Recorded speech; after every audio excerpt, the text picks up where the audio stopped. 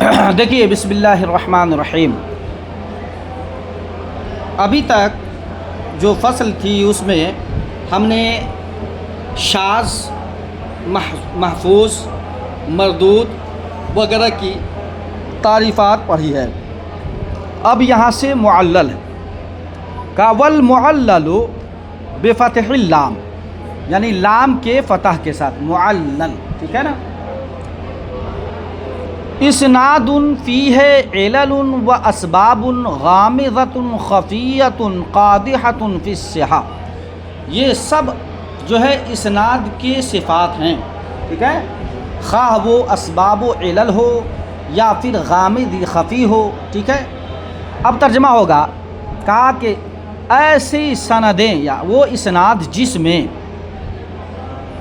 اسباب و خفی و دقیق، یہاں سے کر لیجئے، خفی و دقیق اسباب و علل ہوں، خفی و دقیق ابھی ہم توضیح کریں گے، خفی و دقیق اسباب و علل ہوں جو اس سند کی صحت میں عیب پیدا کرنے والے، اس سند کی صحت میں عیب پیدا کرنے والے ہوں، یہ اسباب و علل، علل علت کی جمع ہے، اسباب سبب کی جمع ہے، ٹھیک ہے نا۔ اچھا، یتنبہ لہا الحذاق المہرۃ من اہل ھذا الشان، حذاق یہ حاذق کی جمع ہے، کس کی؟ یہ بھی ماہر کے معنی میں، نہیں کہتے یہ طبیب حاذق ہے، مطلب ماہر، تجربہ کار، ٹھیک ہے۔ اور مہرہ یہ ماہر کی جمع ہے، مہرہ کس کی جمع ہے؟ تو ماہر اور حاذق دونوں کس کے معنی میں ہے؟ ماہر و تجربہ کار۔ کہا دیکھو جی، معلل وہ ہے جس کی سند میں خفیف دقیق علل و اسباب ہوں اور اس پر جو لوگ مطلع ہوں گے وہ حذاق یعنی ماہر ہوں گے اور مہرہ اور تجربہ کار لوگ ہوں گے۔ کہا کس کی، کون سے لوگ، کس فن کے، کس علم کے؟ کہا من اہل ھذا الشان، اس حدیث، اہل حدیث کے فن میں، یعنی اہل حدیث جو ہوں گے، یعنی ائمہ محدثین جو یہ مقام و مرتبہ رکھتے ہیں، وہ لوگ ماہر اور حذاق ہوں گے، اور وہی لوگ جانیں گے کہ اس میں سبب و علل خفیف اور دقیق کیا ہے۔ گویا حدیث معلل کو ہر کوئی سمجھ نہیں سکتا، بڑے بڑے محدثین ٹھوکر کھا گئے ہیں اس میں، کیوں؟ اس لیے کہ اس میں جو سبب ہوتے ہیں اور علت ہوتی ہے وہ بہت ہی باریک ہوتی ہے، سمجھ گئے نا، جو ہر کوئی سمجھ نہیں پاتا، جو ماہر اور تجربہ کار ہوتے ہیں وہی لوگ جانتے ہیں۔ اب مثال دے رہے ہیں، جیسے کا ارسال فی الموصول، یعنی حدیث موصول میں ارسال ہو، نہیں سمجھے؟ یعنی بظاہر وہ تو حدیث مرفوع ہے، کیا ہے؟ یا حدیث متصل ہے بظاہر، لیکن ہے حقیقت میں کیا؟ وہ حدیث مرسل ہے، کیا حدیث؟ جیسے حدیث مرسل کسے کہتے ہیں؟ یعنی تابعی صحابی کو چھوڑ دے اور ڈائریکٹ رسول اللہ سے روایت کر دے، نہیں نہ ہوا تو گویا راوی مروی عنہ کو حذف کر دیا۔ اور ایک محدث ایسے ہیں جس نے کیا کر دیا؟ راوی کا ذکر، مروی عنہ کا ذکر کر دیا، کیا کر دیا؟ یعنی جو مروی عنہ محذوف ہیں، ساقط ہیں، اس کو کیا کر دیا؟ ذکر کر دیا۔ اور وہ حدیث آپ تک، ہم تک پہنچے گی تو ہم کیا کہیں گے؟ اس کو حدیث متصل ہی تو کہیں گے، مرفوع ہی تو کہیں گے، کیوں؟ اس لیے کہ اس کی سند متصل بھی ہے اور پھر حضور علیہ السلام تک پہنچ بھی رہی ہے، تو ہم اس کو کیا سمجھیں گے؟ کہ حدیث مرفوع اور متصل ہے۔ حقیقت یہ ہے کہ وہ حدیث مرسل ہے، کیا ہے؟ حدیث مرسل ہے، یہ کسی محدث نے اپنی طرف سے کارنامہ انجام، نہیں سمجھے؟ تو باریکی ہے نا۔ اب اس کے لیے تو آپ کو کھنگالنی پڑے گی کتابیں نا، یا اس پر آپ کو مہارت رکھنی پڑے گی حدیثوں پر، حدیث کے راویوں پر، کہ کون حدیث کے جو روات ہیں، متن، یہ سند ہیں، اس سند میں کون سا راوی محذوف ہے اور کون سا راوی ساقط ہے، وہ تو آپ کو اس میں مہارت رکھنی پڑے گی۔ تو کہا کہ ان چیزوں پر ہر کوئی متنبع نہیں ہو پاتا ہے، ہر کوئی اسے پہچان نہیں پاتا ہے، وہی پہچانے گا جو حاذق ہوگا یعنی ماہر ہوگا یا تجربہ کار اس میدان کا ہوگا. اور تجربہ 1-2 سال میں آ جاتا ہے نہیں، برسہا برس لگتے ہیں تب جا کر کے کوئی بخاری اور مسلم کے سمجھنے کا اہل ہوتا ہے. صاحب یہ آج کے وہابیہ نہیں، جس کو عربی ڈھنگ سے پڑھنے ہی نہیں آتی، اردو ڈھنگ سے پڑھنے نہیں آتی. حق تو یہ ہے کہ اگر الف کو تھوڑا سا اس کی اپنی اصل صورت پہ ٹیڑھا کر دو تو اس کو لام پڑے گا وہ. اور وہ چلا ہے حدیث نمبر پوچھنے صاحب، وہ چلا ہے حدیثوں سے مسائل نکالنے. الامان والحفیظ بیڑا غرق کر کے رکھ دیا ہے ان وہابیوں نے. اور اس امت کا سب سے کمزور ترین اور سب سے ہی زیادہ بیوقوف ترین طبقہ اگر کوئی ہے تو اسے ہم غیر مقلد کہتے ہیں. کیا کہتے ہیں؟ چلیے یہ بات سمجھ میں آ گئی. ایک مثال دی اسی پر ہے وقف فی المرفوع. اور حدیث موقوف پڑھیں نا آپ. اچھا حدیث موقوف ہو یا حدیث مرسل ہو یہ دونوں ایک ہی طرح لگتی ہے کہ نہیں لگتی ہے؟ موقوف کا مطلب جس کی اینڈنگ صحابی تک ہو، یا جس کی اینڈنگ تابعی تک ہو، یا جس کی اینڈنگ تابعی یہ نہ ہے. تو اب مان لیجئے حدیث مرسل میں کیا تھا کہ تابعی کیا کر دیا، صحابہ کو وہاں سے نکال دیا، حذف کر دیا. اور حدیث موقوف میں بھی کیا ہوتا ہے، مان لیجئے جس کی اینڈنگ تابعی تک ہو اور اس تابعی سے کسی نے آگے بڑھا دیا، کیا صحابی کا ذکر کر دیا. کیا کر دیا؟ صحابی کا ذکر کر دیا. تو لگ تو رہا ہے کہ یہ حدیث کیا ہے، مرفوع ہے، متصل ہے، لیکن حقیقت ہے کیا، یہ حدیث موقوف ہے. یہ ٹھیک ہے. تو یہ باریکی کون جانے گا، کہ یہ اس میں ماہرین ہوں گے اس فن کے، وہی جان سکتے ہیں. چلیے کا ارسال فی الموصول و وقف فی المرفوع. جیسے کہ حدیث موصول میں ارسال ہو جائے یا حدیث مرفوع مرسل کی طرح ہو جائے ہے نہیں، یا پھر حدیث موقوف کیا ہو جائیں، مرفوع میں ہو جائیں، یعنی بدل دے حالت، راوی جو ہے ذکر کر دے ہے نہیں. تو یہ دو حدیث ہو جائیں گی معلل. کیا ہوں گی؟ وَنَحْوِ ذَلِكَ. اسی طرح اور بھی ہے چیزیں. وَقَدْ يَقْتَصِرُ عِبَارَةُ الْمُعَلِّلِ بِكَسْرِ اللَّامِ عَنْ إِقَامَةِ الْحُجَّةِ عَلَى دَعْوَاهُ. اور ایک معنی یہ بتا رہے ہیں کہ معلل کی عبارت کیا ہو، مختصر ہو جائے. اب یہاں معلل پڑھیں گے بکسر اللام، انہوں نے بتا دیا. ان اقامت الحجت علی دعویٰ ہو، اپنے دعویٰ پر حجت کے قیام کی وجہ سے. یعنی کیا کرے معلل، عبارت کو مختصر کر دے اور اپنے دعویٰ پر وہ حجت قائم نہ کر سکے. بہت ساری چیزیں ایسی ہوتی ہیں کہ ائمہ محدثین کو لگتا ہے کہ یہ حدیث مرفوع نہیں ہے، یہ حدیث مقطوع ہے یا حدیث موقوف ہے یا پھر حدیث مرسل ہے یا حدیث یعنی شاذ ہے، لیکن ان کے پاس ٹھوس دلیل نہیں ہوتی. نہیں سمجھے؟ ان کے پاس ٹھوس دلیل نہیں ہوتی ہے تو وہ سیدھے کہہ دیتے ہیں کہ اس میں تعلیل ہے، یہ معلل جیسی لگ رہی ہے. نہیں سمجھے؟ تو اس حدیث کو بھی معلل کہتے ہیں کہ جس میں معلل کی عبارت مختصر ہو اور وہ اپنے دعویٰ پر اقامت حجت قائم نہ کر سکتے ہوں، یعنی عاجز ہوں، کوئی دلیل نہیں ہے ان کے پاس، ورنہ تو وہ حدیث لگ رہی ہے کیا، معلل کی طرح. نہیں سمجھے؟ جیسے کَالسَّيْرَ فی نقد الدینار والدرہم.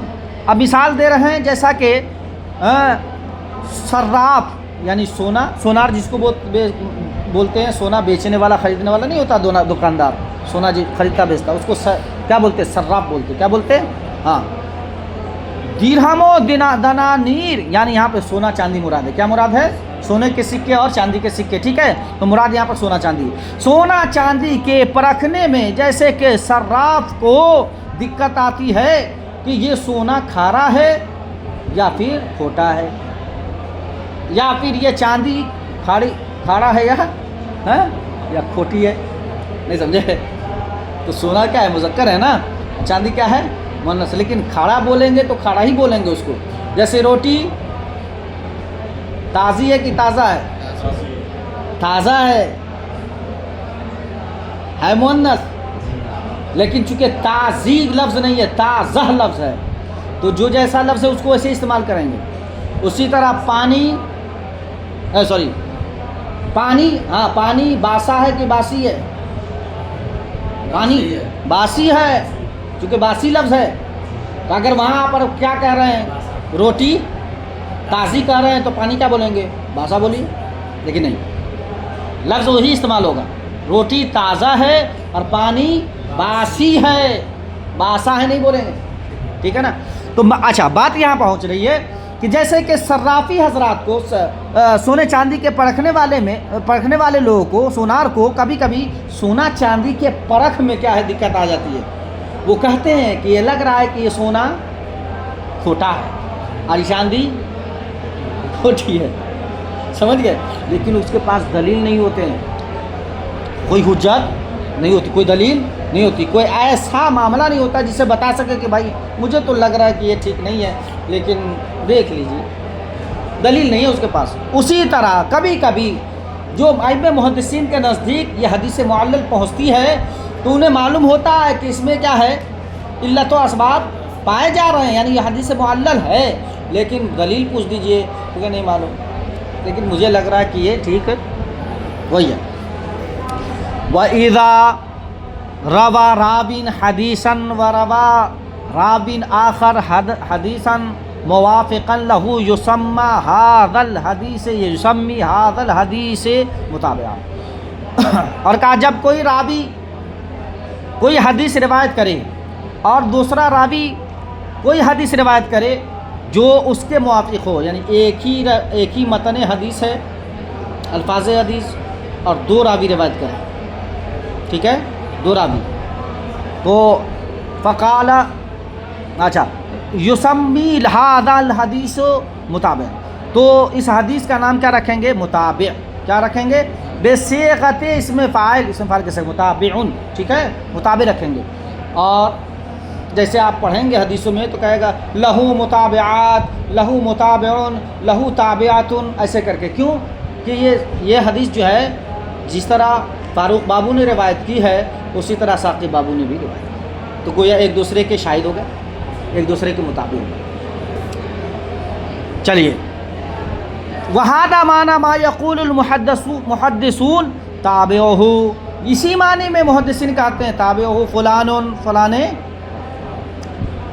وَكَثِيرًا مَا يَقُولُ الْبُخَارِي فِي صَحِيحِهِ، اور اکثر جگہ امام بخاری نے اپنی صحیح میں یہ کہا ہے، سمجھ گئے؟ پہلی حدیث اس میں کہا لہو متابعات، لہو تابع، فلان فلان تابعہ، ایسے کر کے، سمجھ گئے نا؟